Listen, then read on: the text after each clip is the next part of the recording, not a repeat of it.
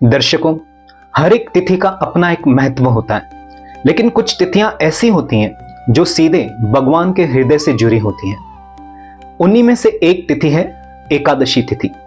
एकादशी तिथि भगवान श्री कृष्ण को सबसे अधिक प्रिय है। आज फाल्गुन मास के कृष्ण पक्ष की पवित्र तिथि विजया एकादशी तिथि है। वो एकादशी तिथि जिसे स्वयं मर्यादा पुरुषोत्तम भगवान श्री राम ने अपनाया था। आज के इस वीडियो में हम विजया एकादशी की कथा श्रवण करेंगे, जो जीवन में विजय का मार्ग दिखाती है। इसीलिए आप सबसे विनती है, आप हमारे साथ अंत तक जुड़े रहें। हमारे सारे वेद और शास्त्रों में कहा गया है, आप चाहे कोई और व्रत करो या ना करो, लेकिन एकादशी का व्रत अवश्य करो, क्योंकि एकादशी का व्रत सभी व्रतों का राजा माना गया है।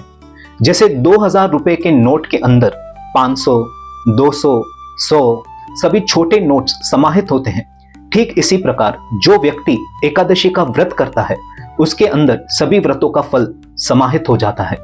इसीलिए दर्शकों, एकादशी का व्रत कोई साधारण व्रत नहीं है। अक्सर हम व्रत इसीलिए करते हैं कि मनोकामना पूरी हो जाए, पैसा, सुख या फिर किसी समस्या का समाधान मिल जाए, लेकिन एकादशी का व्रत इन सबसे कहीं ऊपर है। एकादशी का व्रत हमें याद दिलाता है, हम शरीर नहीं, हम आत्मा हैं, और आत्मा का असली आहार भगवान के नाम का सिमरन है। अगर आज एकादशी का व्रत रखा जाए तो किसी भौतिक इच्छा से नहीं, बल्कि इस भावना के साथ रखा जाए कि भगवान श्री हरि प्रसन्न हो जाए, क्योंकि मनुष्य जीवन का असली लक्ष्य ना तो पैसा है, ना पद और ना ही भोग। मनुष्य जीवन का असली लक्ष्य है 84 लाख योनियों के बंधन से मुक्ति और भगवान श्री कृष्ण की प्राप्ति, और इसी मार्ग पर चलने का एक पवित्र साधन है एकादशी का व्रत। इस दिन हम अन्न का त्याग करते हैं, लेकिन दर्शकों, सिर्फ अन्न त्याग करने से एकादशी का व्रत सफल नहीं होता। एकादशी व्रत का मुख्य उद्देश्य है अपनी इंद्रियों पर नियंत्रण करना और उन्हीं इंद्रियों को भगवान श्री हरि की सेवा में लगाना। आंखें हरि का दर्शन करें, कान हरि कथा सुने, जिह्वा हरि के नाम का सिमरन करें और मन श्री हरि में स्थिर हो जाए। जब हमारी इंद्रियां भोग से हटकर भगवान की ओर मुड़ जाती है, तभी एकादशी का व्रत अपने सही मायने में सफल होता है। इसलिए याद रखें दर्शकों, व्रत का असली अर्थ भूखा रहना नहीं है। व्रत का असली अर्थ है भगवान के निकट वास। जब हम भोग से दूर होकर भगवान के निकट रहने का प्रयास करते हैं, तभी एकादशी का व्रत हमें आध्यात्मिक मार्ग में आगे बढ़ाता है और भगवान की प्राप्ति की ओर ले जाता है। वेद और पुराण स्पष्ट रूप से कहते हैं, कोई पुरुष हो या स्त्री, 8 वर्ष की अवस्था से लेकर 80 वर्ष तक हर एक व्यक्ति को एकादशी का व्रत पालन करना चाहिए। शास्त्रों के अनुसार जो व्यक्ति एकादशी का व्रत पालन करता है, उसके सारे पाप नष्ट हो जाते हैं। एकादशी का व्रत भक्त और भगवान के बीच के बंधन को मजबूत करता है और मन को शुद्ध करता है। इसीलिए एकादशी के दिन हमें अधिक से अधिक हरि नाम का जप करना चाहिए। इस कलयुग में ना तो कठिन तपस्या संभव है, ना ही लंबी यज्ञ की विधियां, और ना ही हर व्यक्ति शास्त्रों का गहरा ज्ञान प्राप्त कर सकता है। इसीलिए शास्त्रों ने इस युग के लिए सबसे सरल और सर्वश्रेष्ठ मार्ग दिया है, और वो मार्ग है हरि नाम का जप। हरेर नाम हरेर नाम एव केवलम, कलव नास्तेव नास्तेव नास्तेव गतिरन्यथा। अर्थात इस युग में मुक्ति का और कोई मार्ग नहीं है, केवल और केवल भगवान के नाम का सिमरन ही मार्ग है।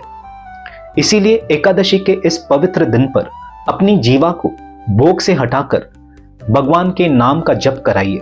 हरे कृष्णा कृष्ण कृष्ण हरे हरे, हरे राम राम राम हरे हरे। भगवत गीता के 9.34 श्लोक में भगवान श्री कृष्ण अर्जुन से कहते हैं, मन मना भव मद भक्तो मध्याजी माम नमस्करो।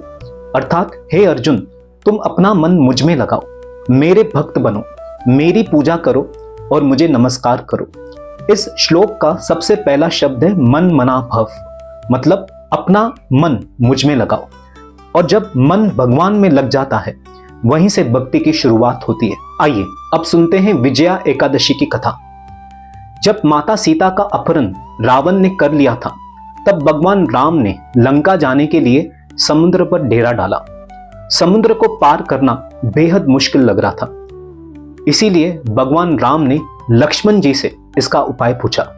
तब लक्ष्मण जी ने भगवान राम को वग्दालभ्य मुनि के बारे में बताया, जो पास के ही द्वीप पे रहते थे। राम जी मुनि के पास गए। मुनि ने बताया, फाल्गुन मास के कृष्ण पक्ष की एकादशी को आप लक्ष्मण और वानर सेना सहित विजया एकादशी का व्रत करें। इस व्रत के प्रभाव से आप समुद्र पार कर रावण को पराजित कर पाएंगे। भगवान श्री राम ने नियम पूर्वक व्रत किया और इस व्रत के बाद वो लंका जीतने में सफल हुए और रावण का वध कर सीता माता को मुक्त किया। दर्शकों, आज हमारे जीवन में भी मन रूपी समुद्र है। काम, क्रोध, लोभ, मोह जैसी लहरें हैं। विजया एकादशी की कथा हमें सिखाती है, यदि हम भगवान का आश्रय लें तो जीवन की हर बाधा पर विजय संभव है। तो मैं उम्मीद करता हूं आज आप विजया एकादशी का व्रत जरूर करेंगे और अधिक से अधिक हरि नाम का जप करेंगे। दर्शकों, एकादशी के दिन भक्ति के साथ की गई छोटी सेवा भी भगवान श्री कृष्ण के चरणों तक पहुंचती है। तो इसी भाव के साथ हम आपको अपनी छोटी सी सेवा संस्था प्रेम सेवा के साथ जोड़ना चाहते हैं।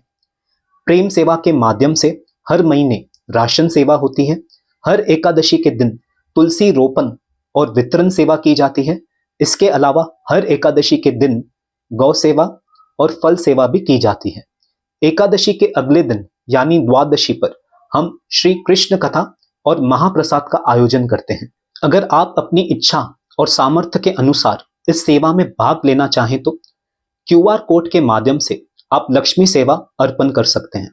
अगर आप हमारे साथ जुड़ना न चाहें तो भी कोई बात नहीं, लेकिन एकादशी के दिन कहीं भी हो सके तुलसी सेवा, गौ सेवा और फल सेवा अवश्य करें।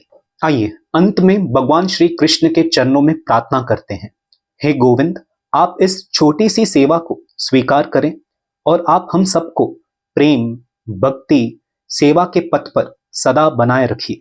हमारे साथ जुड़ने के लिए आप सभी का बहुत बहुत धन्यवाद।